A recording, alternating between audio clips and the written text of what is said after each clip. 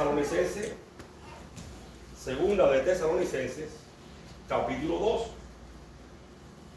Voy a usar este versículo, porque no voy a explicar todavía el pasaje, para que se me entienda. Y dice el versículo 1: pero con respecto a la venida de nuestro Señor Jesucristo y nuestra reunión con Él, os rogamos, hermanos, que no os dejéis mover fácilmente de vuestro modo de pensar, ni os conturbéis ni por espíritu, ni por palabra, ni por carta, como si fuera nuestra, en el sentido de que el día del Señor está cerca. Te doy gracias a Dios por tu palabra en esta hora y te pido la dirección de tu Espíritu Santo. Que seas tú guiándome para poder edificar a tu pueblo a través de tu palabra.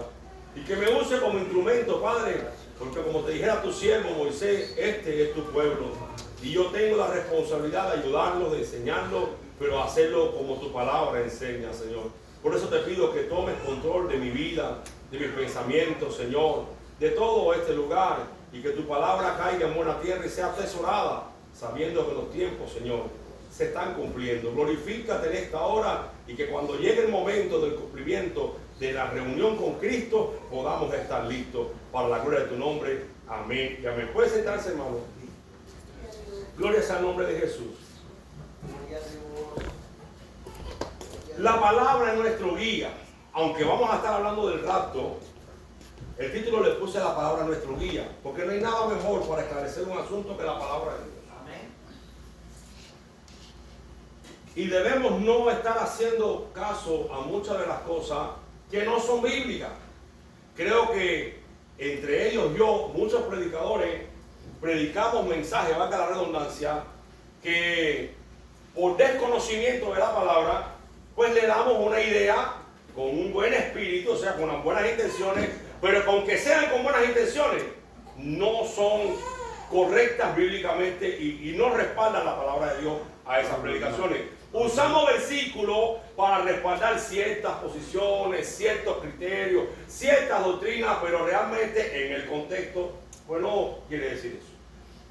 He estado hablando acerca de que realmente la traducción original exacta de la Biblia no existe. No existe. ¿Por qué digo no existe? Si usted lee Biblias de estudio y documentos de respeto, todos dicen, por ejemplo, en los manuscritos más antiguos no aparece esta cosa. En algunos manuscritos aparece, pero en los manuscritos más antiguos no aparece. ¿Por qué dicen en los manuscritos más antiguos? Recordemos que la palabra de Dios, los textos recibidos, por ejemplo, una vez que ya el rollo, el pergamino, el libro se deterioraba por el uso, se volvía a transcribir para otro nuevo libro, o sea, para otro nuevo papel o algo así. Y entonces eso es lo que nos ha estado llegando. Pero a través de la historia ha sufrido algunas modificaciones, que si quitan una palabra que no tiene ese sentido, que si usan otra, que si por cuestiones del idioma esta palabra no se va a entender, sino que va a ser así. Entonces, por eso como motivo quiero enseñarle que cuando hay algo en la palabra de Dios que no se entienda o que parezca que esté claro, la única forma real que hay para entenderla es estudiando todo su contexto. Todo. Porque un versículo, si usted lo busca en diferentes Biblias, yo tengo una Biblia ahí que tiene muchísimas traducciones, dicen lo mismo en todas, pero con diferentes palabras. Ahora, ¿qué te va a ayudar a ti a comprender ese versículo? Cuando se lee todo el contexto que rodea ese versículo. Y cuando se trata del capítulo y no entiendas el capítulo, pues lee todo el contexto que rodea todo el capítulo o todo el libro donde se encuentra el capítulo. Y es por eso que quiero entrar en esos detalles usted para que usted entienda. Realmente, debido a todos esos tipos de situaciones que hay, como decía el apóstol Pedro, es que Pablo tiene cosas y dice cosas que son difíciles de entender. Estamos entendiendo que aún el apóstol Pedro, que caminó con Jesús, entendía que Pablo decía cosas y recibía revelaciones de Dios y enviaba cartas, hermanos, que eran difíciles de entender. Pero dice que los inconstantes y los indoctos las tuercen. Y es por eso que tenemos que tener mucho cuidado. Recordemos también, hoy vamos a estar leyendo un poco, y si no me da tiempo, pues vamos a seguir el próximo domingo. Recordemos también, hermano, que debemos entender la palabra de la forma sencilla como es la palabra. ella tendrá calor. Nombre de Jesús, Señor. Bendice a esa niña, Dios mío. Dale de tu paz en esta hora, en el nombre de Jesucristo. Glorifícate en ella. Y para comenzar, hermano, déjeme leerle. A través de los años, aunque realmente no muchos, hemos estado oyendo a muchos predicadores hablar acerca del rapto de la iglesia y decir: las señales se están cumpliendo, ya están cumplidas. O revelaciones como que las personas que han tenido dichas revelaciones con Jesús dicen: ya Jesús está en las nubes, Él está esperando a que el Padre dé la orden. Realmente esto me ha inquietado mucho a investigar un poco, porque muchos predicadores y maestros de la palabra de Dios dicen, por ejemplo, ya está a punto de abrirse el sexto sello. ¿No me voy a hablar de eso? Hermano, creo que estamos en el séptimo sello ya. El anticristo ya está en el mundo. En cualquier momento se manifiesta el anticristo. Esto es la marca de la bestia, por ejemplo. Cuando la vacuna, no sé si usted se acuerda, cuando estaba el COVID y comenzaron las vacunas, yo estaba preocupado porque yo oía incluso predicadores de renombre diciendo que la vacuna era la marca de la bestia, que por ahí nos iban a meter la marca, independientemente de que introdujeran algo o no en nuestro cuerpo a través de la vacuna, que no solamente es a través de la vacuna del COVID, hay muchas vacunas que nos han metido muchas cosas en el cuerpo. Esa no es la marca de la bestia. Y no vayamos lejos, no hace falta ya la vacuna para que nos meta cosas en el cuerpo. Ya los alimentos los están contaminando con el famoso dióxido de grafeno, para que una vez que lo comamos, llevarlo a donde tengan que llevarlo y poder hacer trabajo con los seres humanos. ¿Qué le pasa a la niña, chicos? Nombre de Jesús. Ve a ver, Frank, ayúdame. ¿Sí? Prendo todo malestar en el nombre de Jesús, esa niña. Entonces, esto me ha traído, hermano, realmente inquietud. Y les voy a explicar por qué. En otras ocasiones, les repito una vez más, les he dicho que nosotros venimos todos de una denominación. Cada uno que es cristiano se convierte en una iglesia. La iglesia con un pastor, el pastor con una denominación. La denominación sigue reglas. Hay doctrinas que son claras para todas las denominaciones o para casi todas, pero hay denominaciones que creen que una doctrina es para ellos. Y aunque esté errada y no tengan mucho sustento bíblico, como me la enseñaron, yo tengo que enseñarla. O de lo contrario, pues me van a votar. Hay, por ejemplo, iglesias donde dicen: no, todas las mujeres se ponen velo y la que no, pues para afuera. Otras no creen que se han de poner velo. Nosotros las mujeres, gracias a Dios, lo usan y es implicado. Pero para otras personas no lo usan porque en su denominación no lo usan. Y como ellos se acometen a su denominación, pues no lo usan y punto. Bueno, pues yo vine de una denominación donde no lo usan, pero me encontré con la palabra y desde que yo me convertí prácticamente, que comencé a escuchar la escritura, pues nadie me dio jamás una explicación concreta acerca del velo de la mujer. Más bien siempre hay un uso común en ese tema. A la mujer le he dado cabello en lugar de velo. Y con ese versículo tiran por tierra toda la doctrina del velo que Pablo habla, no en el Antiguo Testamento, en el Nuevo Testamento.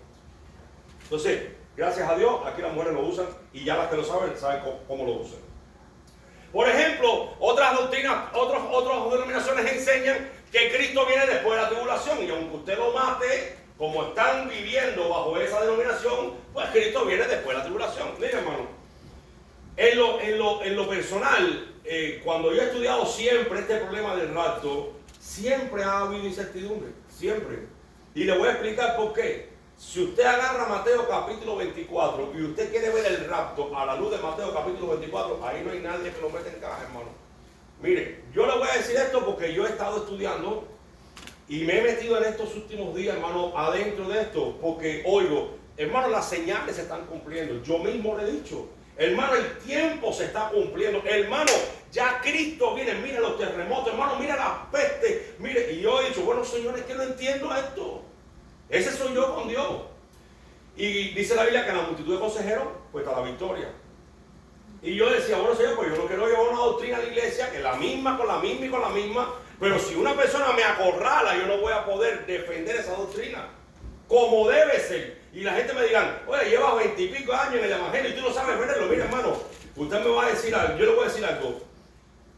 Según todas las enseñanzas que a nosotros nos han enseñado, al menos a mí, de hace años para acá, no hay una firmeza sólida para con Mateo 24 demostrar la doctrina del rapto. Antes que nadie me vaya a juzgar, ni los que me van a estar mirando, ni ustedes, me vaya a juzgar mal, sí creo en el rapto, para que esté claro. Y sí creo que es pretribulacional. Eso sí, no cambia desde que me lo enseñaron. Pero no a la manera que me lo enseñaron. Y me metí más en esto desde que alguien me dijo hace un tiempo que no, que la iglesia no va a pasar, que la iglesia sí va a pasar la gran tribulación y que al final entonces será raptada. Y entonces hay ciertos pasajes que me llenaban a la mente. Pero esto no se trata, hermano, de dar un versículo y se acabó, porque un versículo no hace una doctrina. Mire, doctrina no significa que sea una enseñanza. Doctrina significa enseñanzas. Y no solamente en lo bíblico y en el área de la religión, no. La doctrina comunista es una serie de enseñanzas. La doctrina capitalista, la doctrina de los nazis. Y entonces, la palabra doctrina significa enseñanzas. La enseñanza está dentro de la doctrina. ¿Adoctrinar qué cosa es? Que tú le enseñas a tus hijos a ver ahora que con mayoría de edad ellos pueden ver normalmente, aunque sean cristianos, la homosexualidad, el cambio de sexo, eso es adoctrinarlo. Lo que están enseñando a los niños en la escuela, en cualquier país del mundo, olvidándonos ya del cambio del sexo y de la homosexualidad. No, es que en la escuela dan doctrina. ¿Por qué? Porque están dando enseñanzas. La que sea. La doctrina de la medicina que dice, que explica. La doctrina, eso es lo que significa doctrina. Pero eso me guió a mí indagar un poquito más. ¿Cómo que las señales han cumplido? ¿Cómo que las señales se están cumpliendo? Y yo dije, bueno, primero tengo que estar yo primero convencido si es verdad o no antes de yo llevar esto a la iglesia. Así que hoy usted va a tener un poco de paciencia, pero yo le voy a demostrar hoy a usted, si puedo en todo el tema, y si no, en el próximo culto, de que las señales no se han cumplido y ni siquiera se han comenzado a cumplir. Y yo se lo voy a mostrar hoy de una manera sencilla.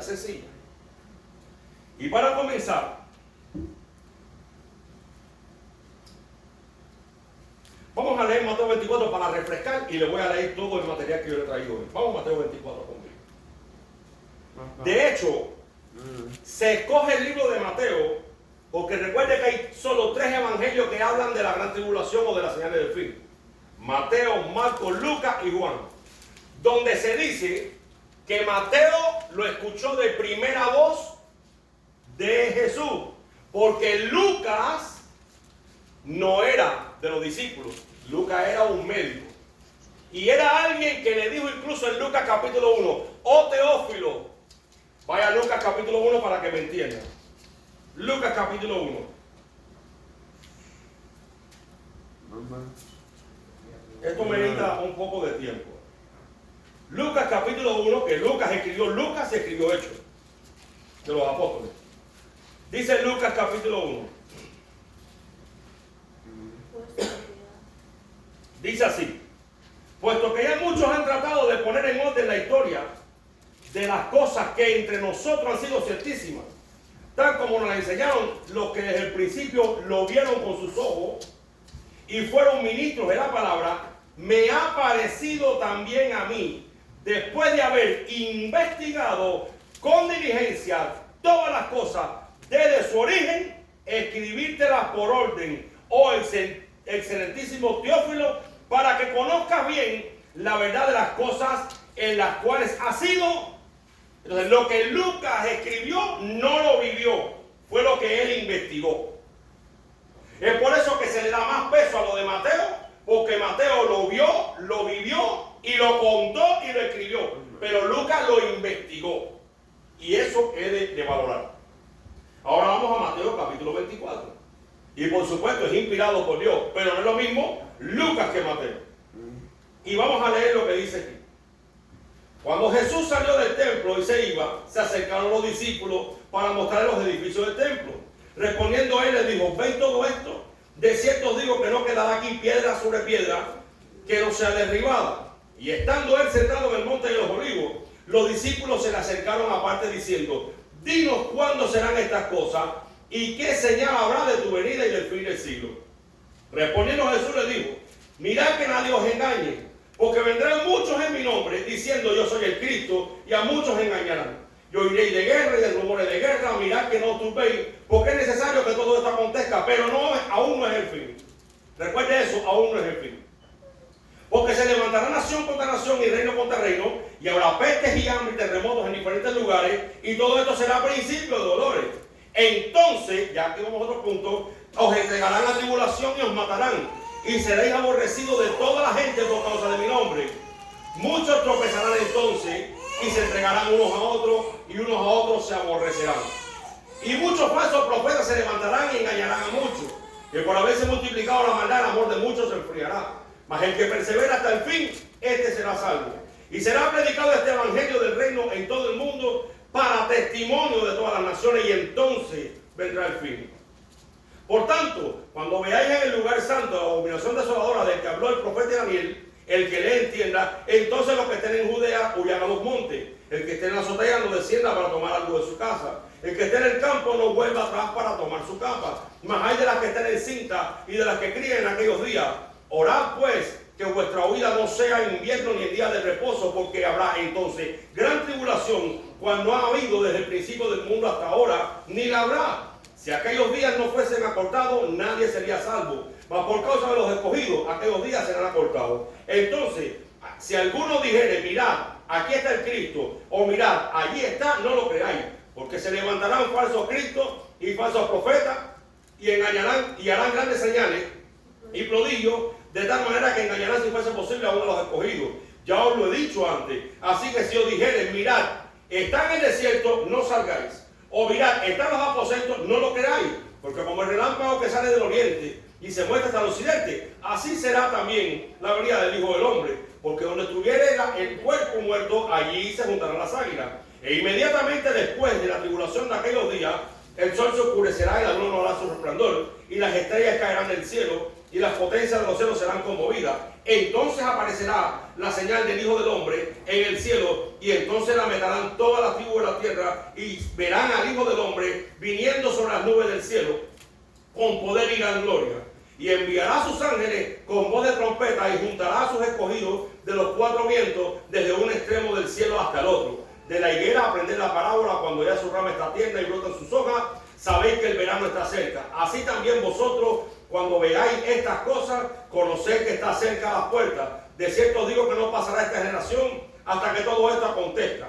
El cielo y la tierra pasarán, pero mi palabra no pasará. Pero el día y la hora nadie sabe, ni aun los ángeles de los cielos, sino solo mi Padre. Mas como en los días de Noé, así será la venida del Hijo del Hombre. Porque como en los días de Noé, como en los días antes del diluvio, estaban comiendo y bebiendo, casándose y dándose en casamiento, hasta el día que Noé entró en el arca, y no entendieron hasta que vino el diluvio y se los llevó a todos. Así será también la venida del Hijo del Hombre. Vamos a dejarlo ahí. Y aquí vamos a ver algunas cositas de Mateo. Número 1. Jesús dijo que el templo sería destruido en Mateo capítulo 24, versículo 2. Y leemos: cuando Jesús salió del templo y se iba, se acercaron sus discípulos para mostrar los edificios del templo. Respondiendo él dijo: ¿veis todo esto? De cierto os digo que no quedará aquí piedra sobre piedra que no sea derribada. Eso sucedió en el año 70 después de Cristo.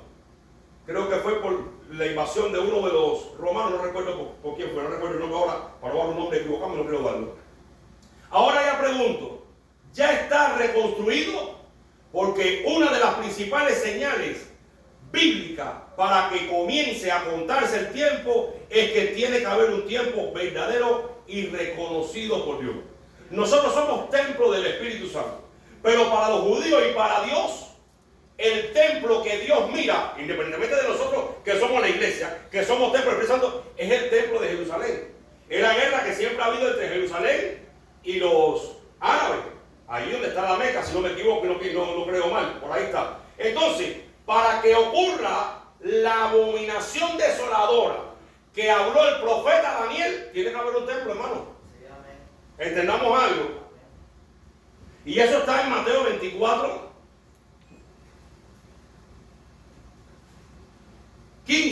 Por tanto, cuando veáis en el lugar santo la abominación desoladora de que habló el profeta Daniel, el que le entienda, entonces comienzan las cosas también.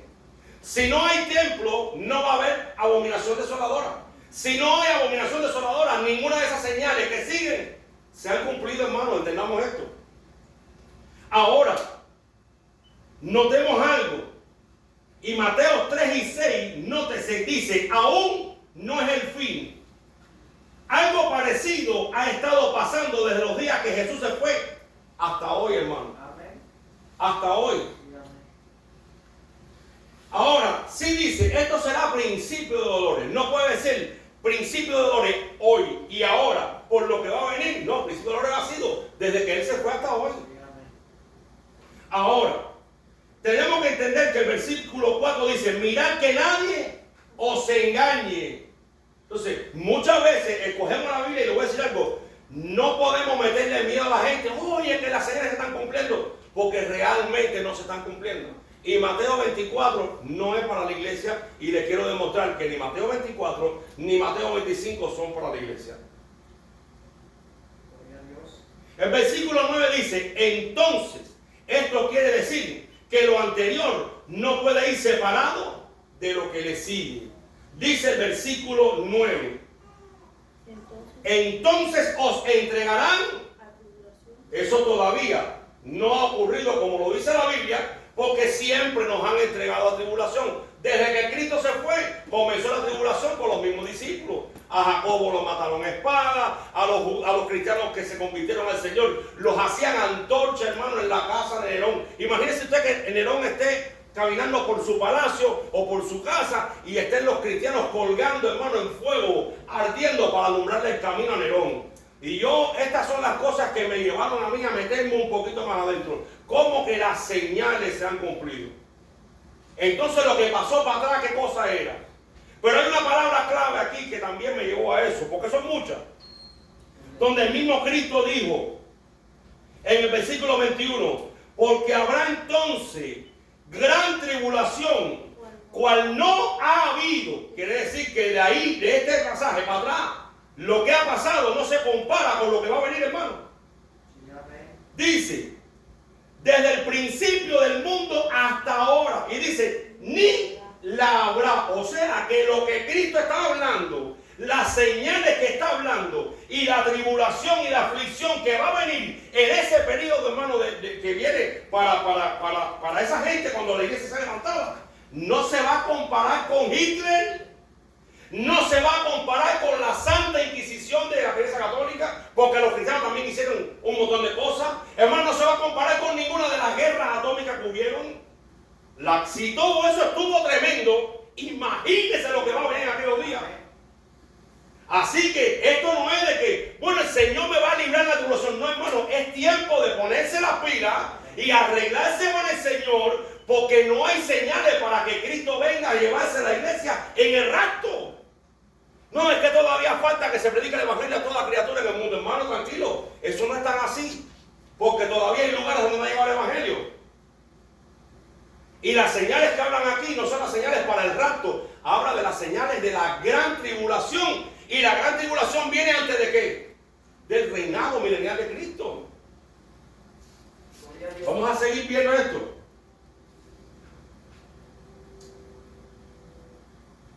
Entonces, del 9 al 14 me enseña, entonces os entregarán a tribulación y os matarán y seréis aborrecidos por toda la gente por causa de mi nombre. Muchos tropezarán entonces, se entregarán unos a otros se aborrecerán, muchos falsos profetas se levantarán y engañarán a muchos, por haberse multiplicado la maldad, el amor de muchos se enfriará, mas el que persevere hasta el fin será salvo. Y será predicado este evangelio del reino en todo el mundo para testimonio a todas las naciones. Entonces vendrá el fin.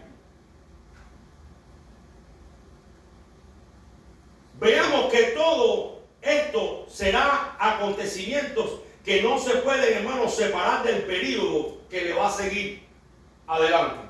Todo esto es un paquete que viene completo. Y el versículo 15 dice, Por lo tanto, cuando veáis en el lugar santo la abominación desoladora de que habló el profeta Daniel, el que lee entiende, no podemos despegar este versículo porque no está el templo todavía reconstruido, el tercer templo, que dicho sea de paso, los elementos para el templo sí ya están separados en Jerusalén ya.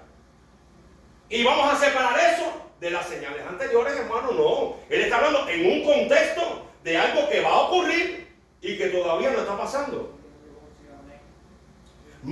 Vuelvo y pregunto, ¿está ya construido el tercer templo de Jerusalén? No, hermano, no está construido todavía. Entonces, para que el versículo 15 se cumpla, tiene que haber un templo. Y el templo que realmente Dios reconoce como verdadero es el de Jerusalén, para que se cumpla lo que está escrito en la palabra de Dios. Para los que creen que las señales se están cumpliendo para el rapto, vamos a ver ahora un poco de historia. Porque yo considero que aunque hayamos pasado esta pandemia y hayan habido los terremotos, no hemos pasado nada, hermano. Nadita. Eso de que hay terremotos y hay tornados y esas cosas, no, ya los tornados los pueden provocar, los terremotos los pueden provocar, las lluvias las pueden provocar, pueden fabricar incluso nubes. La cosa está todo manipulado. Ahora, que ellos quieran dar un anticipo como una imitación a lo que va a venir, si se quiere ver así, bueno, pues que se vea. Pero realmente ni es la marca de la bestia, ni son las señales que Cristo habló del cielo, nada de eso. Y mucho menos que ya lo están provocando. Ahora sí vamos a leer un poquito más de historia. Y quiero que le pongan atención a esto. Porque no tengo todo, porque hay muchísimos documentos, pero traje lo suficiente como para demostrar hoy de que realmente las señales que están pasando hoy no tienen nada que ver con lo que hemos vivido y lo que se ha vivido en la historia. Voy a empezar por la pandemia. Año 165, 180, murieron 5 millones de personas en la peste de Antonina. Eso estuvo sobre el año 0. En la plaga de Justiniano, 541 y 542 después de Cristo, murieron de 30 a 50 millones de personas. En la epidemia de viruela japonesa, en el 735, 737, murieron 1 millón de personas.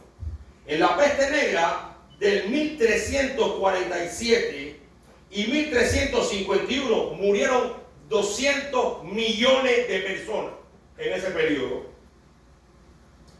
En el periodo de la viruela, que fue en el 1520, murieron 56 millones. Cuando te digo una cantidad, es en ese periodo de tiempo.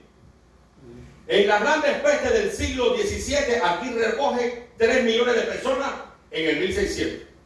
En las grandes pestes del siglo XVIII, 1700, murieron 600.000 personas. Por el cólera, en el 1817 y en el 1923, murieron 1 millón de personas. En la tercera peste, murieron 12 millones de personas en el 1855. Por la fiebre amarilla, en el 1800, murieron de 100.000 a 150.000 personas. Por el virus del SIDA, del 1981 hasta la actualidad, han muerto cerca de 35 millones de personas. No estamos hablando de miles de personas. Por la gripe española, del 1918 al 1919, murieron entre 40 y 50 millones de personas más. Hermano. Por la gripe rusa, en 1889 y 1890, murieron 1 millón de personas. Por la gripe asiática, en el 1957, 1958, en un solo año, 1.1 millón de personas murieron. En la gripe de Hong Kong, en el 1968, al 70, 2 años, murieron 1 millón de personas. En el SARS, producto de la pandemia del SARS, en el 2002-2003, 770. En la gripe porcina, murieron 200.000 personas. Por el MERS, en el 2012, 850. Por el ébola, del 2014 al 16, 11.300 personas. Por el coronavirus, hasta el 17 de marzo del 2020, solamente 7.000 personas. Eso fue hasta esa fecha. De ahí para acá, muchísima más gente murió. O sea que ahora vamos a ver la guerra. Estas son las epidemias y lo que está puesto en el Google registrado mundialmente. Súmela a eso lo que nadie supo. La gripe ha matado montones de ancianos. Del problema de los pulmones, el cáncer aquí no aparece. La gangrena no aparece. Otros virus no aparecen. Y siempre, hermano, nunca ha dejado de existir en la raza humana, ¿cierto o no? Eso ha demostrado que a pesar de morir tantos millones de personas o millones de personas, el ser humano siempre se ha balanceado. Yo no entiendo cuál es el miedo de las grandes élites, de que hay que diezmar la tierra, hay que tumbar a los ancianos que no son productivos, los niños con problemas, las personas con conflictos y dejar nada más a la gente sana. Esa es la agenda que hay. Y es por eso algunas pandemias que son las que están tirando. Vamos un poquito ahora a las guerras. Esto es el llamate de pandemia y de enfermedad. La Primera Guerra Mundial, del 1914 al 1918, la Primera Guerra Mundial Gran Guerra fue un conflicto armado que tuvo lugar entre 1914 y el 18 y produjo más de 10 millones de bajas. Dice que fue en un momento el más sangriento de la historia. La Segunda Guerra Mundial, 1939 y 1945. Dice que en esa guerra murió alrededor del 2% de la población mundial de la época, unos 60 millones de personas. También está la Guerra Fría. Estuvo la Guerra de Vietnam, 1964 y 1975. Todos saben cuántos millones de personas murieron. Dice que en Vietnam del Norte murieron 10 veces más personas que del sur. La invasión de Irak en el 2013. La Revolución Francesa en el 1789 al 99. La Guerra de las Galias, o 58 y 51 a.C. La Revolución Rusa en el 1917. La Guerra de los 100 años. Y ahora veamos algo. Las guerras napoleónicas trajeron una baja de 7 millones de personas. La Guerra Civil Rusa trajo entre 5 y 9 millones de personas muertas. No sé si usted puede escuchar lo que significa tantos millones de muertos en un periodo. Entendamos, porque lo que quiero es que usted recapacite un poco y veamos la realidad de la vida, la realidad de las cosas que Dios ha permitido que queden a la luz del mundo, para que no manipulemos tampoco la Escritura, porque es fácil meterte miedo. Es fácil hacerlo y torcer la palabra para lograr de ti lo que yo quiero, y quizás no con malas intenciones. Escúchame bien, simplemente porque no tengo el conocimiento y entonces oigo, repito lo que otros dicen y ahí nos quedamos. No, vamos a analizar un poquito, porque Dios nos dio sabiduría. Dice la Biblia: ayúdanos a vivir los años de tal manera que añadamos sabiduría a los años que hemos agarrado. Esto no es de vivir de que, no, yo me voy por aquí aunque me destarre. No, usted tiene que salvarse. Amén. Conquista de Timur-Lenk. Las bajas estimadas son entre 15 millones y 20 millones de personas. La conquista de la dinastía Ming por parte de la dinastía Qing, 25 millones de personas. Rebelión de Lushan, de 13 a 36 millones de personas muertas. Las campañas mongolas. Recuerde que en aquel tiempo aquello no era una balita, tira por aquí y bueno, no. Aquello era darle cabeza, sangre, arráncalo, amárralo entre caballos, pártelo a la mitad. No, aquello era sangriento, hermano. 60 millones de personas. La Primera Guerra Mundial, entre 15 y 65 millones de personas. La rebelión de Taiping, entre 20 y 100 millones de personas, hermano. La Segunda Guerra Mundial, entre 40 y 72 millones de personas. Según la suma mía, puede que me haya equivocado o no, fueron 406 millones los que han muerto hasta el sol de hoy. No son 4 personas. No sé cuántos fueron al infierno, pero fueron unos cuantos. Yo creo que todos los que se fueron sin Cristo. Creo que eso es una señal terrible. Y si lo que va a ocurrir no se compara con eso, yo no quiero estar aquí. Además, no quiero que Dios tenga ningún propósito conmigo en la gran tribulación. Perdona. Ninguno. Yo no quiero propósito de Dios en mi vida en la gran tribulación. Usted dirá, bueno, pero ¿por qué? Porque no hay propósito. ¿El propósito cuál es? Que te vayas con Cristo. Así que Dios me libre, hermano. Mi casa y lo que tengo para el anticristo y para lo que se quede. Pero yo me voy con Jesús. cuando Él venga a buscar la iglesia. Así que quiero que entienda que lo que hemos vivido no se va a comparar, hermano. No hay comparación. Vamos a escribir un numerito de todo lo que yo sumé entre la pandemia y la guerra.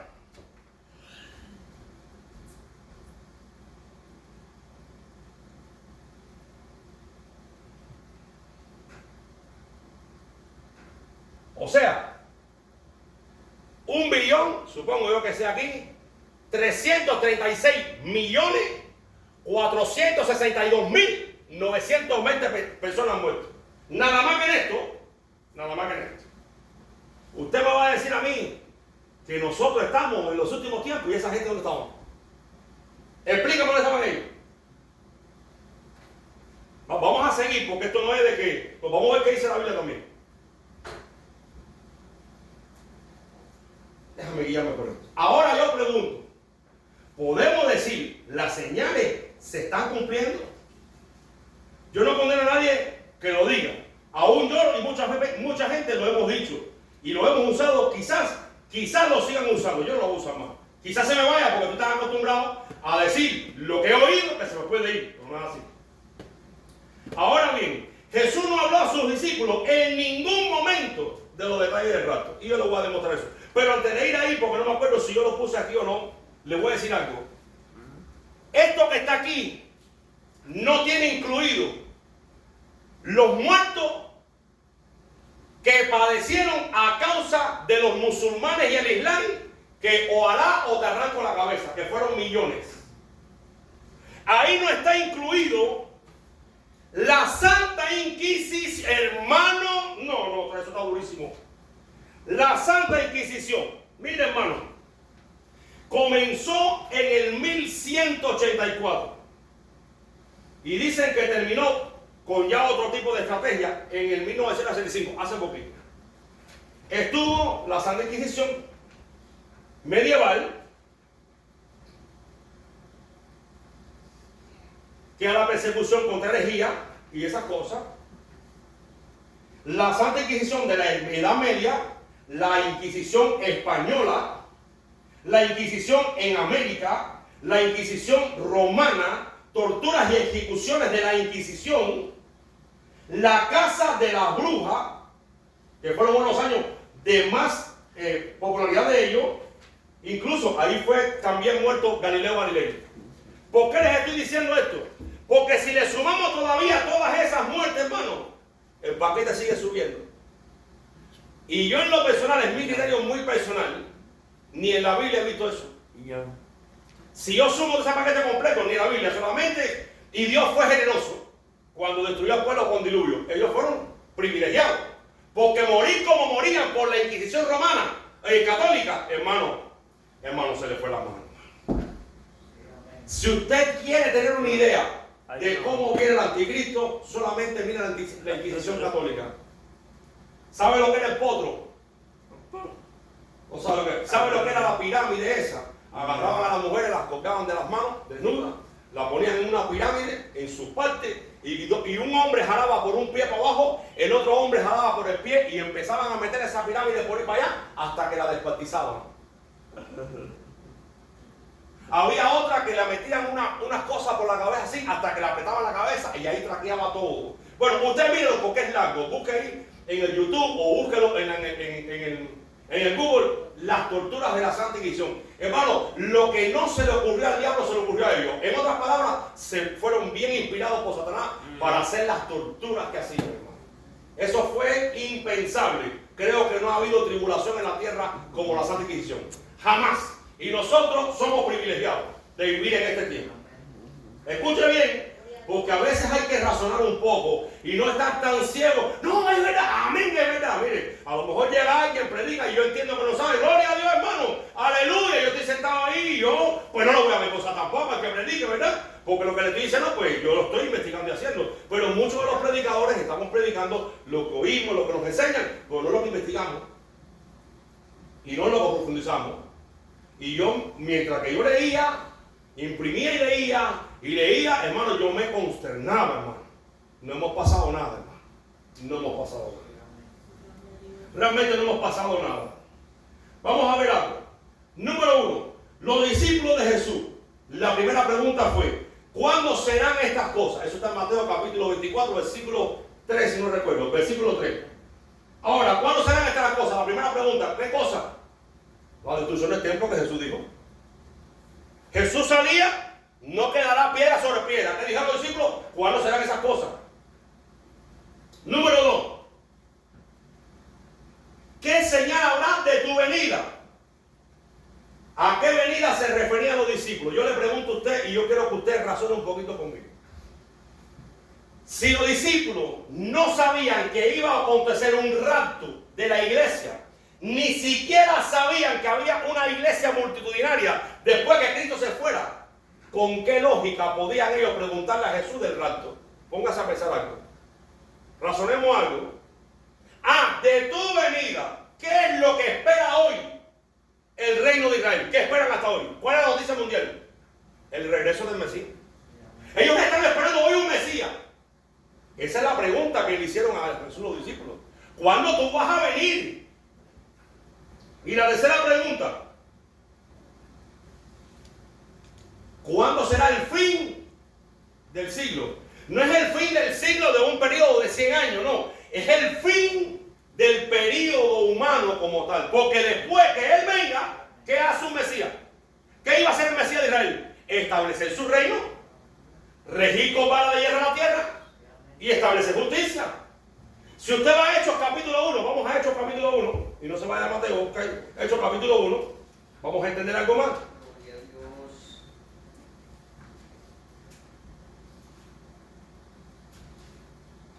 Versículo 6 dice, entonces los que se habían reunido le preguntaron diciendo, Señor, ¿restaurarás el reino a Israel en este tiempo? Jesús le dijo, no os toca a vosotros saber los tiempos o las sazones que el Padre puso solo por estar. ¿Qué le preguntaron? ¿Restaurarás qué? El reino. ¿Qué es lo que se supone que vaya a hacer el Mesías cuando venga? Restaurar el reino de Israel, hermano. Restaurar el reino de Israel.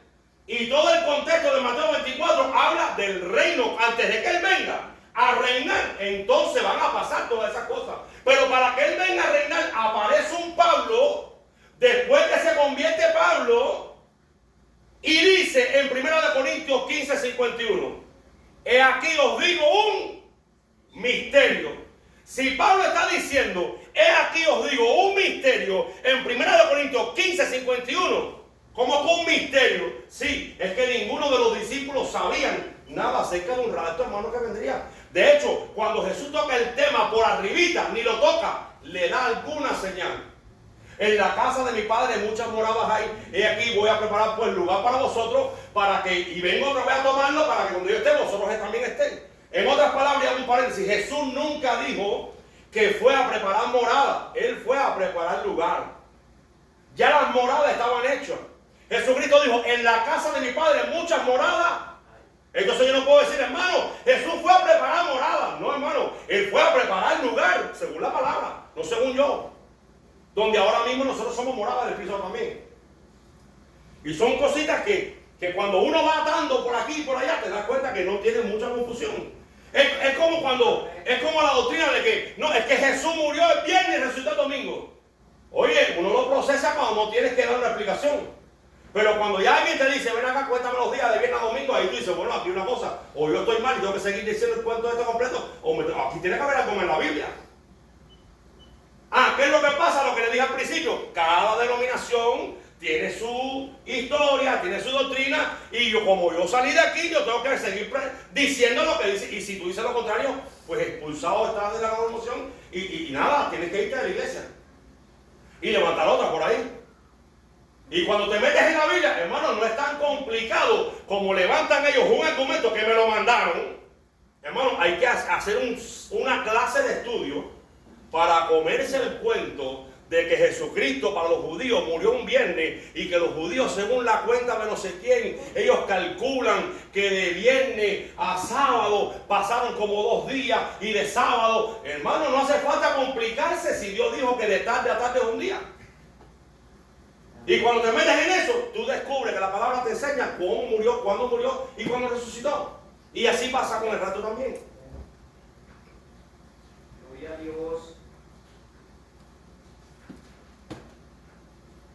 Jesús le dice la pregunta, le responde la pregunta como lo dijo también en el libro de los Hechos. Eso no les toca a ustedes. Ustedes no se metan en eso. Los discípulos preguntaron eso con respecto a las profecías del Antiguo Testamento. Por ejemplo, en Isaías capítulo 11, vaya conmigo Isaías capítulo 11. Isaías capítulo 11, por ejemplo, para que usted se dé cuenta de que en la cabeza de los discípulos no cabía ningún rato, no cabía.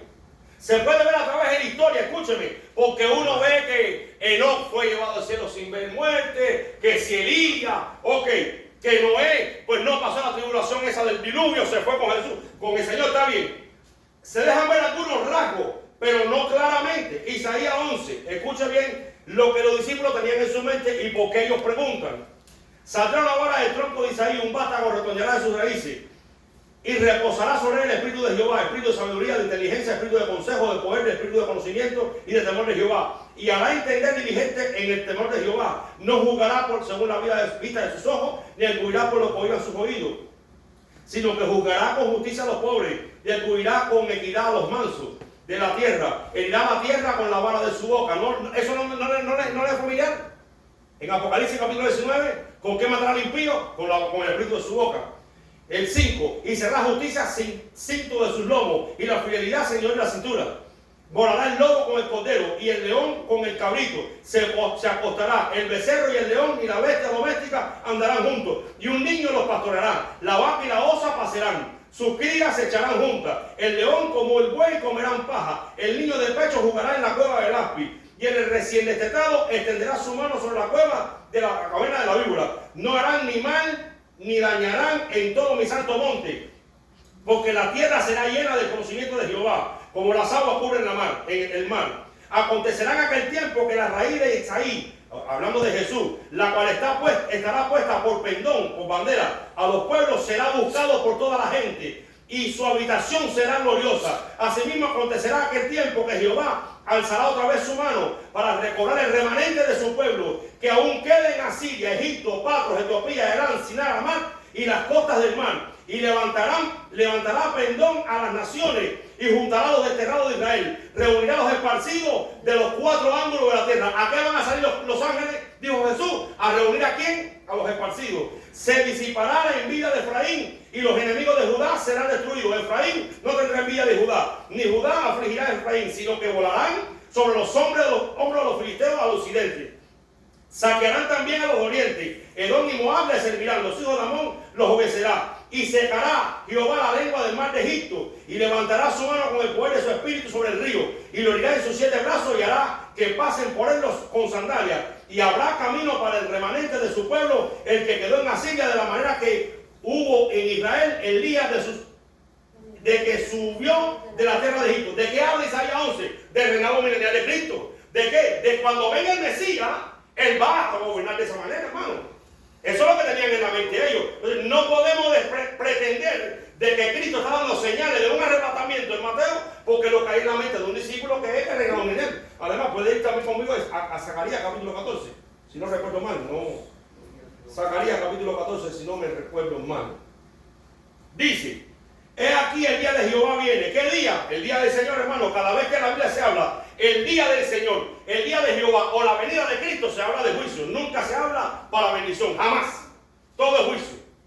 Y dice: en medio de ti serán repartidos tus despojos, porque yo reuniré a todas las naciones para combatir contra Jerusalén, y la ciudad será tomada y saqueada las casas, y violada a las mujeres. A la mitad de la ciudad irá en cautiverio, mas el resto del pueblo no será cortado de la ciudad. Después saldrá Jehová y peleará con aquellas naciones que peleó en el día de la batalla, la guerra de Armagedón, y se afirmarán sus pies en aquel día sobre el monte de los olivos. Ese es el regreso de Cristo, que está enfrente de Jerusalén al oriente, y el monte de los olivos se partirá en medio, hacia el oriente, hacia el occidente, haciendo un valle muy grande. A la mitad del monte se apartarán hacia el norte, y la otra mitad hacia el sur. Y huiréis al valle de los montes, porque el valle de los montes llegará hasta Sal. Huiré de la manera que huiste por causa del terremoto de los días de Usías, rey de Judá. Y vendrá Jehová mi Dios, y con él ¿qué? ¿Y qué dijo Jesús? Cuando venga el Hijo del Hombre con todos sus ángeles. Así lo dice la palabra. Dice: y acontecerá en aquel día que no habrá luz ni clara ni oscura. Será un día el cual es conocido de Jehová. No será ni de día ni de noche, pero sucederá que al caer la tarde habrá luz. Acontecerá también en aquel día que saldrá de Jerusalén aguas vivas, la mitad de ella al mar oriental, la otra mitad hacia el mar occidental, en verano y en invierno. Y Jehová será rey sobre toda la tierra, el reinado de Cristo. En aquel día Jehová será uno y uno su nombre. Toda la tierra se volverá como llanura, desde Jeba hasta Rimón, al sur de Jerusalén. Y esta será enaltecida y habitada en su lugar, desde la puerta de Benjamín hasta el lugar de la puerta primera, hasta la puerta del ángulo y desde el torre de Ananel hasta los lagares del rey. Y morarán en ella, y no habrá nunca más maldición, sino que Jerusalén será habitada confiadamente.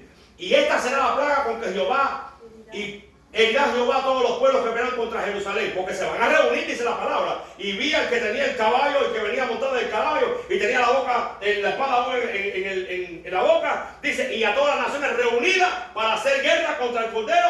Así dice en el libro de Apocalipsis, creo, si no me equivoco, a capítulo 19. Dice el verso 13: y acontecerá en aquel día que habrá entre ellos gran pánico enviado por Jehová, y trabará cada uno la mano de su compañero, y se levantará su mano contra la mano de su compañero. Y Judá también peleará en Jerusalén, y serán reunidas las riquezas de todas las naciones de alrededor, oro y plata, y ropa de vestir en gran abundancia. Así también la plaga de los caballos, de los mulos, de los camellos, de los asnos, y de todas las bestias que estuvieren en aquellos momentos.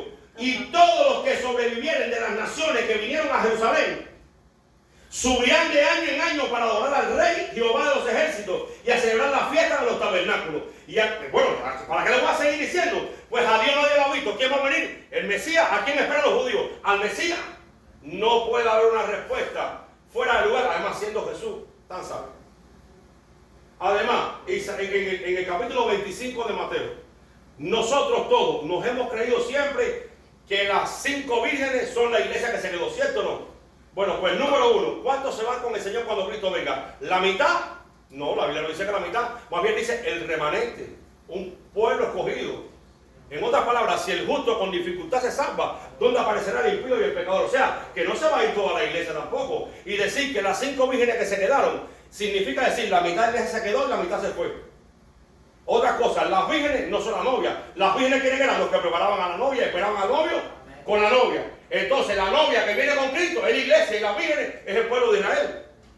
Y ahí me incluyo yo, porque siempre hemos ido predicando y hablando pues lo que hemos conocido y oído. No, es que esas vírgenes no son la iglesia. Hermano, es que usted no tiene aceite, no, la unción está, hermano. Simplemente que no fueron prudentes porque no llevaron extra, pero eran escogidos, tenían unción, eran del pueblo de Dios, simplemente se quedaron ellos. Pero no les toca a nosotros. Nosotros venimos ¿con quién? Con el novio. Y las vírgenes que no nos reciban con el novio son las que se quedan. Pero las otras vírgenes, ¿quiénes son? El remanente de Israel, que está en el tiempo que venga Cristo, en el reino milenial, y son las vírgenes. Además, están las vírgenes, están los amigos del novio y están los convidados.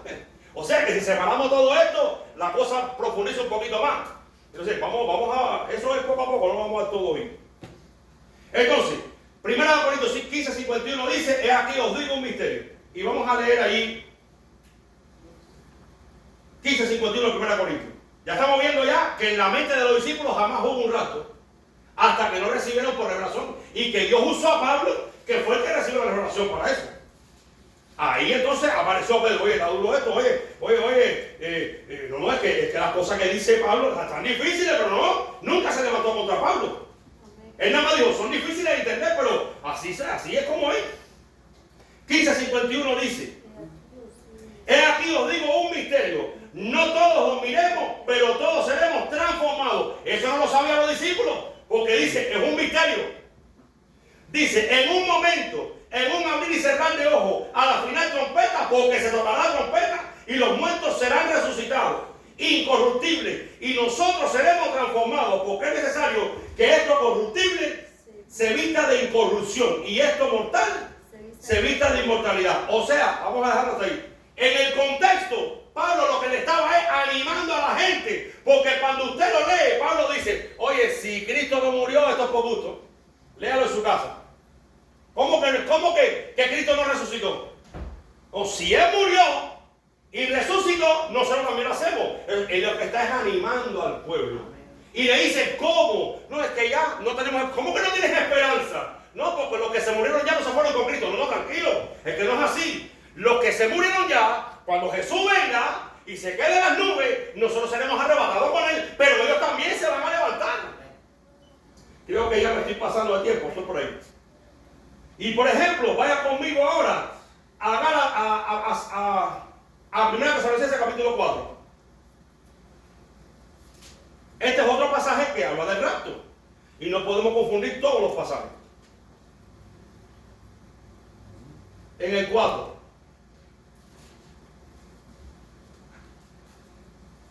Y el versículo 13 dice, tampoco queremos. Cuando él dice tampoco, es porque ya ha estado explicando algo. Y esto que va a decir viene con lo que ya estaba explicando. Lo lee en su casa, se llama contexto inmediato. Tampoco queremos, hermanos, que ignoréis acerca de los que duermen. Él le llama a esos a los muertos. Para que no os entristezcáis como los otros que no tienen esperanza. Porque si creemos que Jesús murió y resucitó, así también traerá Dios con Jesús a los que durmieron en Él. Por lo cual os digo esto en palabra del Señor. Nosotros que vivimos, que habremos quedado hasta la venida del Señor, no precederemos a los que durmieron. Porque el Señor mismo, con voz de mando, con voz de arcángel y con trompeta de Dios, descenderá del cielo. Y los muertos en Cristo resucitarán primero. Luego nosotros, los que vivimos, los que hayamos quedado, seremos arrebatados juntamente con ellos en las nubes, no en la tierra, para recibir al Señor en el aire. Y así estaremos siempre. Y dice, alentados unos a otros con estas palabras. Hay dos cosas aquí que llaman la atención. Una, dice que seremos arrebatados con el Señor, ¿dónde? Pero en Mateo dice la Biblia que Jesús mandará a sus ángeles a recoger a los escogidos. Pero además Mateo dice que todo ojo le verá. Ese no es el rapto, porque en el rapto no se va a ver a Jesús. Él se queda en las nubes. Nosotros somos resucitados, no nos busca ningún ángel. Nos levantamos incorruptibles, nos vamos con Jesús al cielo y comienzan entonces las señales que habló Mateo capítulo 24. Incluso dice, y los que le traspasaron harán lamentaciones. ¿Cómo que los que le traspasaron? ¿No se supone que hace ahora, por ejemplo, 2000 años y pico atrás que lo traspasaron? O sea que los mismos muertos que están en el Señor van a ver el día glorioso del regreso de Jesús, no por la iglesia, sino en el reino milenial. Y cuando llegue eso va a ser tremendo. Es mucho lo que tengo que darle, pero vamos a ir por partes. No podemos confundir la frase, la venida de Jesús, con la de Mateo. Porque aquí deja en claro que es para rapto y la de Mateo para juicio y redención. Cada vez que la Biblia dice, o cualquiera de los Nuevos Testamentos dice, el día del Señor vendrá como ladrón, no es el día del rapto, es el día del juicio. En toda la Biblia, desde el libro de Génesis hasta Apocalipsis, el día de Dios nunca se ha visto como bendición, se ha visto como juicio, como día de ira. El día de la gran ira, el día del juicio, el día del Señor, el día de retribuir a los pecadores. O sea que esa palabra, el día del Señor vendrá, no va a ser para llevarnos a nosotros, no, nosotros vamos a estar con Él en el rato ya. Va a venir para juicio y eso va a ser difícil para los que se queden aquí no se vayan con Él. Pero, segunda de Tesalonicenses capítulo 5. 5. Segunda no, ahí mismo en el primer Tesalonicenses, me equivoqué, primera, dice, pero acerca de los tiempos y de las ocasiones, no tenéis necesidad, hermanos, que os escriba. Claro que no, porque ya ellos sabían, por mano de Pablo y por carta de Pablo, lo que iba a acontecer. Dice, porque vosotros sabéis perfectamente que el día del Señor vendrá así como ladrón. Este no es el rapto. ¿Por qué no es el rapto? Vamos a verlo ahora, dice. Porque cuando digan paz y seguridad, vendrá sobre ellos destrucción repentina, como los dolores de las mujeres encintas, y no escaparán. ¿De quién está hablando aquí? ¿Del pueblo? No, de los que se quedaron. Porque el día del juicio no va a venir sobre la iglesia, va a venir sobre ellos. Dice, mas vosotros, hermanos, no estáis en tiniebla para que aquel día os sorprenda como ladrón. A mí Jesús no me tiene que sorprender como ladrón. Nosotros estamos esperando el rato del Señor. ¿A quién va a sorprender? A los que se hallan en la tribulación. Ahora, ¿por qué razón? Porque eso va a ser tremendo. Y sigue diciendo. Porque todos vosotros sois hijos de luz, hijos del día. No somos de la noche ni de las tinieblas. Por tanto, no durmamos como los demás, sino velemos y seamos sobrios. Pues los que duermen de noche duermen, y los que se embriagan de noche se embriagan. Pero nosotros que somos del día, seamos sobrios, habiéndonos vestido con la coraza de fe y de amor, con la esperanza de salvación del yermo, porque no nos ha puesto Dios para ira, sino para alcanzar salvación por medio de nuestro Señor Jesucristo. Y el capítulo 1, versículo 10 dice: y esperar de los cielos a su Hijo, al cual resucitó de los muertos, Jesús, quien nos libra de la ira. No estaremos aquí cuando llegue el día de la ira. No estaremos aquí. Por lo tanto, tenemos que estar claros de que nosotros no estaremos ni en la tribulación ni en la gran tribulación. Y para terminar, porque no quiero extenderme mucho. Por ejemplo, en 1 Tesalonicenses, capítulo 4, de 13 al 18, habla del rapto. Ahí mismo, en 1 Tesalonicenses 5, 1 al 11, habla de la segunda venida visible. En 2 Tesalonicenses 2, del 1 al 2, habla del rapto. Y en 2 Tesalonicenses 2, del 2b al 12, habla de la segunda venida visible. Y en 1 Corintios 15, 5, 1, 5, 3, habla del rapto. Ahora, ¿cómo podemos ver la iglesia en Apocalipsis? Escucha bien, porque en Apocalipsis solamente se habla de la iglesia desde el capítulo 1 hasta el capítulo 3. Se acabó la historia con la iglesia. No aparece por más ningún lugar. Entonces, si no aparece más, cuando en el capítulo 4 comienza la adoración celestial y en el 5 aparece el Cordero que desata los 7 sellos del libro y comienzan los juicios del Cordero, cada vez que desata un sello, ¿dónde está la iglesia? ¿Quiénes son la iglesia? Vamos a Apocalipsis capítulo 5 conmigo. No, vamos a empezar por el 1. Apocalipsis capítulo 1. Dice: la revelación de Jesucristo que Dios le dio para manifestar a sus siervos las cosas que deben suceder pronto, y las declaró enviándolas por medio de su ángel a su siervo Juan, que ha dado testimonio de la palabra de Dios y el testimonio de Jesucristo y de todas las cosas que ha visto. Bienaventurado el que lee y los que oyen la palabra de esta profecía y guardan las cosas en ella escritas, porque el tiempo está cerca. Juan a las 7 iglesias que están en Asia: gracia, paz a vosotros, del que es, y que era, y que ha de venir, y de los 7 espíritus que están delante del trono, y de Jesucristo, el testigo fiel, el primogénito de los muertos, el soberano de los reyes de la tierra, al que nos amó y nos lavó de nuestros pecados con su sangre, y nos hizo reyes y sacerdotes para Dios y su Padre. A él sea la gloria e imperio por los siglos de los siglos. Amén.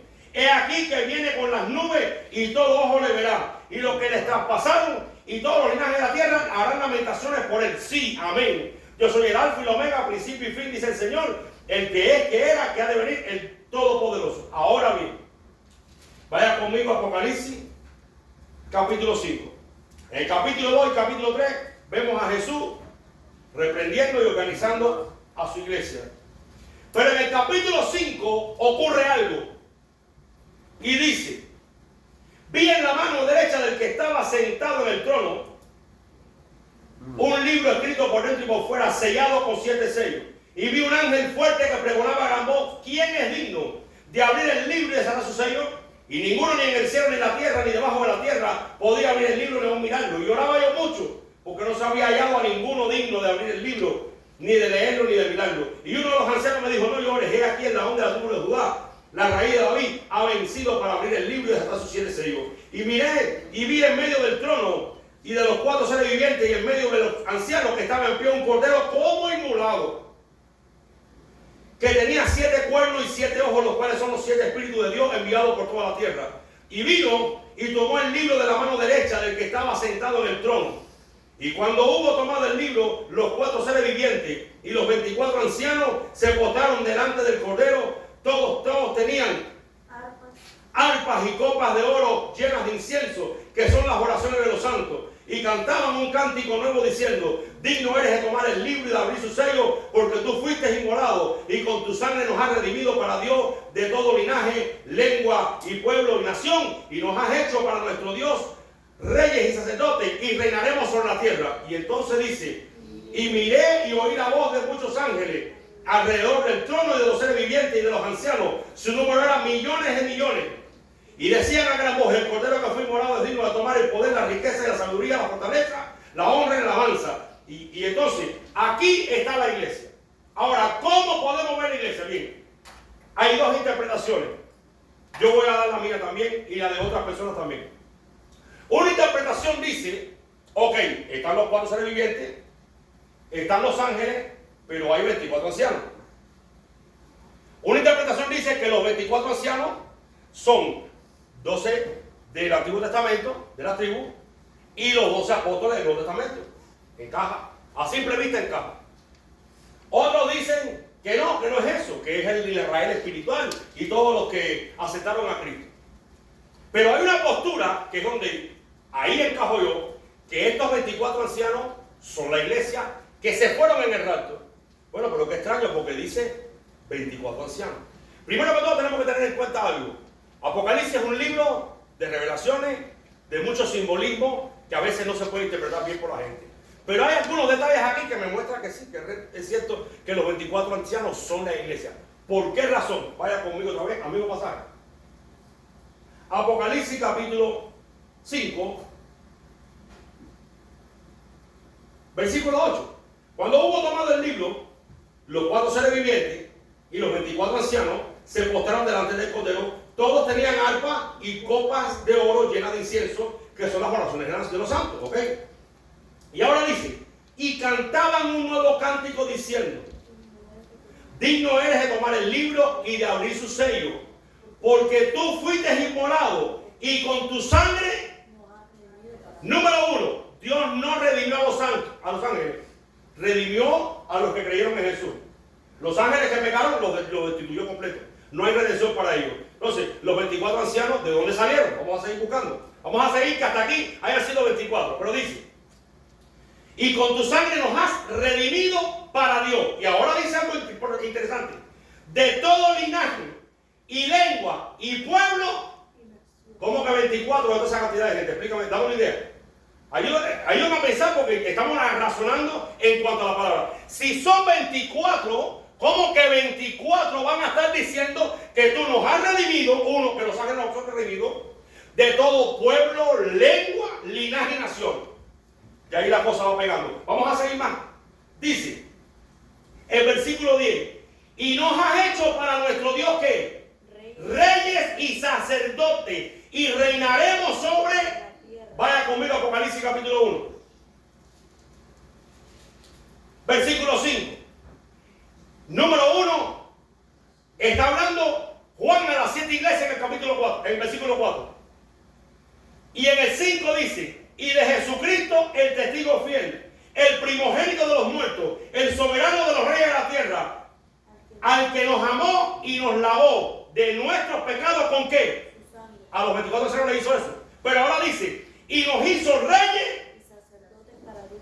Entonces, estos reyes y sacerdotes que están aquí son los 24 ancianos. Y los 24 ancianos son los que simbolizan el rapto de la iglesia, o sea, la iglesia que está en el cielo. No hay otra interpretación, a menos yo no he escuchado otra. Y cuando vamos a buscar a gente que conocen de palabra y de interpretación en cuanto al libro de Apocalipsis, pues concordamos. Yo concuerdo también con ellos en que estos 24 ancianos simbolizan a la iglesia. De ahí para atrás, los otros que se ven como una multitud, que creo que si no me encuentro mal, está en el capítulo 6 o 7 de Apocalipsis, en el 7 creo que es, dice que había una gran multitud con palmas en las manos, vestidos de blanco, de todas las veces. Y le preguntó el ángel, ¿y estos quiénes son? Dice, estos son los que han lavado sus ropas, las han emblanquecido la sangre del Cordero y han salido de la gran tribulación. Esos son otra gente que no son la iglesia.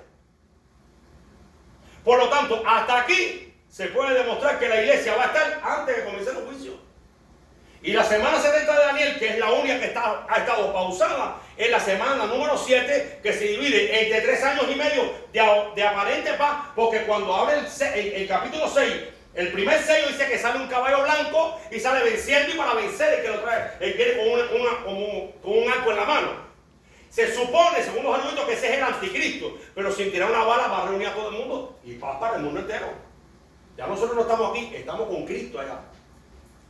Y después de 3 años y medio, pues ya se construye el templo y dice, aquí no se le va a rendir culto más ningún Dios. Ahora yo soy el Dios y él pide que le rindan culto a él. Y ahí se comienza ya la otra etapa de la gran tribulación. Los que no van a recibir su marca, la marca de la bestia, ni el falso profeta, los que van a huir a los montes, los que van a tener que salir corriendo de Jerusalén, porque van a ver la abominación solar en el lugar santo. Entonces, el estudio más apegado a lo que es al rapto, que yo he podido ver y he podido apegarme, pues es este para mí. Todo lo demás realmente para mí, con todo lo que he visto y comparo uno con el otro, pues no tiene ese sustento. Y en cuanto a que la iglesia se va antes para el cielo, pues también Apocalipsis capítulo 20 dice, bienaventurados y santos los que tienen parte en la primera resurrección. Pues obvio, si tú lees ese capítulo dice, la iglesia no se queda hasta el final. No, es que la iglesia son las primicias. Y está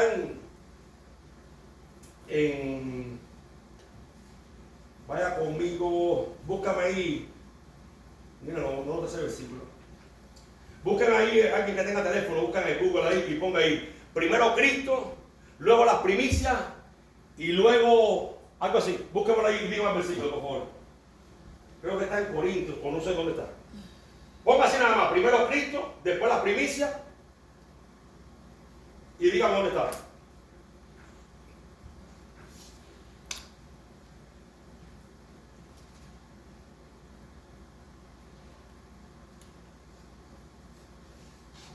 Oye, aquí está, el versículo 23, 15 le dice, pero cada uno, hablando de la resurrección, en su debido orden, 15, 23, 1 Corintios, Cristo, las primicias, luego los que son de Cristo en su venida.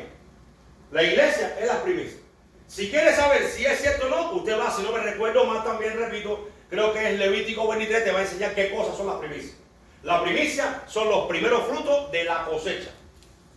En el periodo de la cosecha, que llegó el momento de cegar la cosecha, el primer fruto que se arranca se le presenta al Señor como primicia. Ahí es donde está la iglesia. Por lo tanto, para no abundar más en esto, y quizás en otro momento de darle algunos más detalles, este es un pequeñito estudio acerca de que la iglesia no pasará la gran tribulación, número uno, y número dos, las señales de Mateo no se están cumpliendo todavía. Ninguno. ¿Dónde podríamos ubicar todo esto que yo les leí? Principio de dolores. Pero fíjate que ese principio de dolores no es de que ya nos vamos, no, porque no ha habido principio de dolores como cuando Hitler masacró al propio pueblo de Israel. No es principio de dolores solamente toda la cacería que hizo la Iglesia Católica en la Santa Inquisición. Es preferible morir en la guerra que morir en la mano de esa gente. ¿Entienden lo que les quiero decir hasta ahí? Así que por lo pronto, hermanos, tranquilos, no vamos a ver lo que se va a cumplir, porque lo que se va a cumplir y lo que va a estar aconteciendo va a ser, dijo Jesucristo, cual no ha habido desde el principio de la creación, dice, ni la habrá. O sea que ese pedacito va a ser suficiente, que va a superar todo lo que se ha vivido. Y tú y yo no hemos vivido nada. Los poquiticos, creo que fueron 4 o 5, no sé cuántos, que salieron de los campos de Auschwitz, de Hitler, llegaron en el puro hueso. Puro hueso. Huesito. Cuando usted ve la foto de los judíos en Alemania, usted veía hombres y mujeres, estaban todos desnudos y le podías contar todas sus costillas, el hueso de la cadera, los huesitos del fémur, todo lo podrías ver. Si eso, Jesús nos dice que lo que va a pasar no tiene nada que ver con eso, yo no quiero estar aquí. Hermano, no quiero planes conmigo en la gran tribulación. No quiero ninguno. Que Dios jamás me tenga en ese plan. Porque va a ser duro. Después podemos estudiar más adelante quiénes van a ser los testigos, quiénes van a ser los amigos del novio y quiénes van a ser entonces los convidados a la boda, que tampoco va a ser la iglesia. Entonces, la cosa no está como patas jugando. No, la cosa no está como patas jugando con el Señor. Como dice la palabra, sea tú sí, sí, y tú no lo dices, porque lo que es de más de esto, ya es pecado. Usted diga, si Dios quiere, bueno, si Dios quiere, bueno, solo Dios sabe. ¿Usted no vio? Sí, no, pero es que solamente Dios sabe, yo no sé. Ahí vi yo una fotico de un niño que estaba sentado en una piedra. Y el niño tenía una cabeza de otro niño aquí en la mano, ahí, del lado de acá, apuntaba a la piedra. del lado acá había una mano y del lado acá había un pie. ¿Lo viste? Hermano, aquello estaba tenebroso, hermano. Cataclístico. Y sin embargo dice, te pone la otra imagen, hay un niño detrás de la piedra con la cabeza puesta así, el otro niño con la mano puesta así, tú no lo veías, y el otro niño con el pie puesto ahí. Si lo miras a primera vista, ese niño es un asesino, le cortó la mano a uno, el pie a otro y la cabeza la tiene ahí para acabar con cualquiera. Y como dice el refrán, no sé cómo dice bien, dice, nunca saques una conclusión nada más que a primera vista. Primero espera ver los dos puntos de vista. Entonces, con Cristo tenemos que andar, hermano, con sabiduría. Y mientras menos hablemos, pues mejor. Y para juzgar, mira, cuando usted vaya a juzgar, primero júzguese usted. Porque eso lo hago yo. Porque a la hora de yo sacar un juicio, y yo digo, si me pongo a sacarme, olvídate de eso. ¿Por qué? Porque es que yo estoy peor de que voy a juzgar ya. Ya yo he hecho cosas que Dios me ha perdonado, que si Dios la saca a la luz, ay hermano, más nunca se levanta uno ni como pastor, ni como cristiano, ni como... Si Dios saca a la luz las cosas que hacen sus profetas de hoy en día, los apóstoles de hoy en día, los pastores de hoy en día, y Dios los perdonó, y nadie lo sabe. Entonces, ¿por qué soy yo para estar publicando lo que yo te voy a hacer a ti? A lo mejor más nadie te vio. Es tiempo de arreglarse, porque nos vamos con Cristo. Yo no sé usted, pero nos vamos con Cristo. Amén. Y de que nos vamos, nos vamos. Aleluya. El anticristo ese lo va a dominar otro, ese no lo va a dominar Jesús. Así que nosotros no vamos a ver al anticristo. No lo vamos a ver. El hijo de iniquidad tampoco se va a manifestar cuando lo que lo detiene, según la Tesalonicenses, sea quitado. Uno dice que el Espíritu Santo, otro dice, yo creo que la iglesia. Porque aunque no es claro, la iglesia, porque el Espíritu Santo va a seguir trabajando en la tierra, convenciendo a los que se quedan. Así que hasta que ese no sea quitado, no se va a manifestar el tipo. Podrán venir muchos. ¿Qué dijo Juan? Porque muchos anticristos han salido por el mundo. Así que desde los días de Jesús, de Juan, ha habido anticristo, hermano. Así que se levante otro y diga que eres no, yo soy el último, el que salió ahora. Bueno, está bien, solo Dios sabe, hermano. Y yo no lo creo, porque para que te vean a ti, primero tienes que ir, dice la iglesia de la tierra. Y termino diciendo lo que dijo Pablo. Hermano, alentados unos a otros con estas palabras. No, sí tenemos esperanza y nos vamos a ir con el Señor. Se acabó el problema, nos vamos. Y arreglar lo que hay que arreglar, lo vamos a arreglar. Pero todos estamos, mira, no voy a estar luchando mi salvación, porque mi salvación es de Él. Y dice que mi salvación es Jehová. Voy a estar luchando por agradarle a Él cada día más. Y para que cuando Él llegue me halle como siervo aprobado, como obrero que no quiere dejar avergonzarse. Vamos a orar al Señor. Adórale conmigo. No le cante. Solamente con tus palabras adórale. Así, no le cante.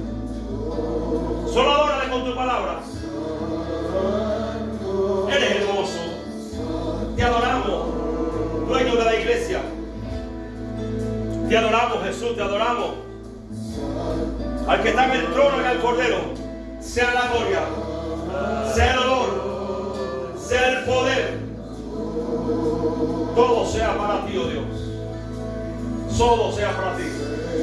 Te adoramos, estamos agradecidos. Estamos agradecidos.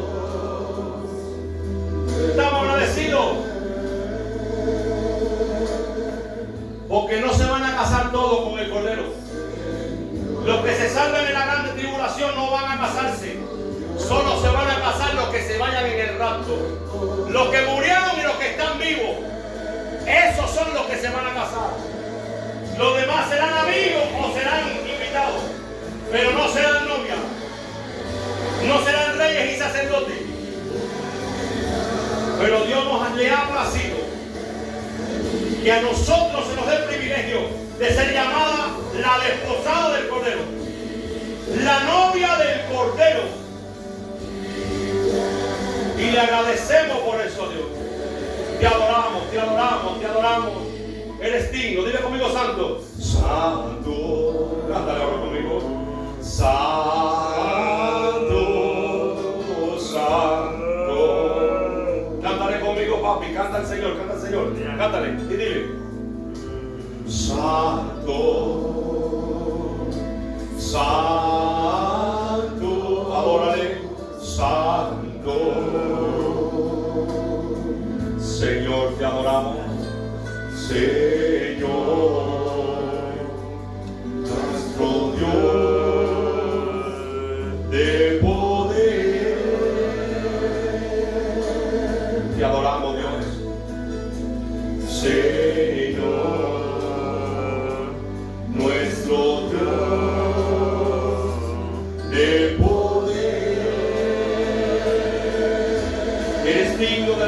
la gloria. Te adoramos Jesús. Te adoramos, Dios de Abraham, de Isaac y de Jacob. Adoramos tu nombre santo, adoramos tu nombre. Adoramos tu nombre, adoramos tu nombre. Ahí estaremos delante del trono arrojando nuestras coronas y diciendo: Santo, Santo, Santo, eres digno de tomar el libro, de desatar los sellos, de enviarlo, porque tuyo es todo, Señor. Te adoramos, Jesús. Te adoramos, Cordero inmolado por nosotros, porque con tu sangre nos has redimido y nos has hecho para Dios reyes y sacerdotes, y reinaremos contigo en la tierra. Gracias por ese privilegio. Gracias por ese privilegio, Jesús. Tú mereces gloria por habernos redimido. Estamos agradecidos contigo, Cordero de Dios. Gracias, Padre, por tu Hijo. Gracias, mi Dios del cielo. Eres bendito por los siglos de los siglos. Eres bendito, Dios, eres bendito. Eres bendito. Señor, en el nombre de Jesús, si alguien nos ha puesto a cuenta contigo, yo te pido que en esta hora se ponga a cuenta contigo. Perdona, Señor, los pecados de tu pueblo, mis pecados, mi falta. Solo repita conmigo: Padre, perdona mis pecados, perdóname por haber contristado tu Espíritu Santo. Perdóname, Dios mío, porque he tenido en poco esa bendición de ser llamado hecho tu Hijo. Oh Señor, en esta hora te doy gracias y me reconcilio contigo por medio de la fe en la sangre de Jesucristo tu Hijo. Gracias por el lugar que tú nos has dado, Dios, delante de ti, Padre. Gracias y ayúdame a que cada día tenga yo bien presente lo que soy para ti, oh Dios. No quiero contristar tu presencia, no quiero defraudarte. Ayúdame, quiero que puedas poner sobre mi vida tus ojos, Dios. Padre, yo reprendo toda enfermedad, todo espíritu inmundo, toda condenación, todo demonio, toda dolencia, todo lo que esté afligiendo a tu pueblo, toda falta de fe, toda incredulidad, ahora sale de tu pueblo en el nombre de Jesús, y declaro liberación total sobre cada uno de ellos, aún en los que no están aquí. Yo bendigo sus vidas, bendigo su familia, bendigo sus hogares, bendigo todo lo que tenga que ver con ellos, de los que estamos en este lugar y los que no vinieron hoy. Los bendecimos en el nombre de Jesucristo y pedimos que tu Espíritu Santo traiga una renovación en su vida ahora, despertándolo, Dios mío, de todo sueño, de toda pasividad, de todo, Dios mío, confortamiento que hemos tenido en cuanto a tu presencia y tu llamado. Y bendícelos, Dios mío, en el nombre poderoso de Jesús te lo imploramos.